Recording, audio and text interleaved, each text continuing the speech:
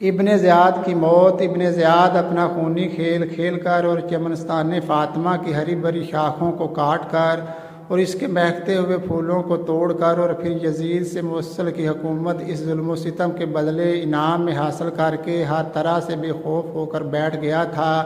مگر اس ظالم کو یہ معلوم نہ تھا کہ خدا کی لاٹھی بے آواز ہے، اور اسے یہ بھی معلوم نہ تھا کہ مختار ثقفی قہر الہی کی صورت میں نمودار ہو چکا ہے، اور اس کے اشاروں پر ناچنے والے عمرو بن سعد اور خولی اپنے اپنے ظلم کی سزا پا چکے۔ اب مختار ثقفی نے ابراہیم بن مالک اشتر کو حکم دیا کہ ایک بھاری فوج کے ساتھ ابن زیاد پر حملہ کر دیا جائے اور اس کو زندہ یا مردہ میرے سامنے پیش کیا جائے۔ چنانچہ ابراہیم بن مالک اشتر نے ابن زیاد پر حملہ کر دیا،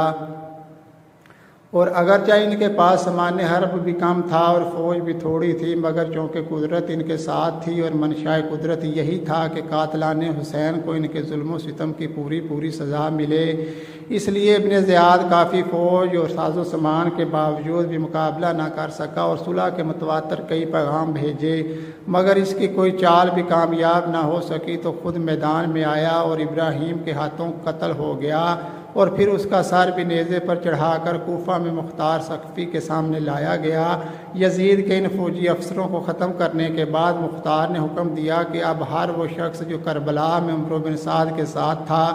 اس کو بھی قتل کر دیا جائے، اور نہر فرات پر قبضہ کرنے والے، لاشوں پر گھوڑے دوڑانے والوں اور تیر چلانے والوں کا بھی خاتمہ کر دیا جائے۔ چنانچہ ایسا ہی کیا گیا، اور جب مختار تمام دشمنان اہل بیت اور قاتلان حضرت امام حسین کو واصل جہنم کر چکا تو کہا کہ ان کی ان سزاؤں سے میری آگ نہیں بجھی، یہ تو میں نے صرف اپنا فرض ادا کیا ہے، اصل سزا تو ان کو حشر کے دن ملے گی۔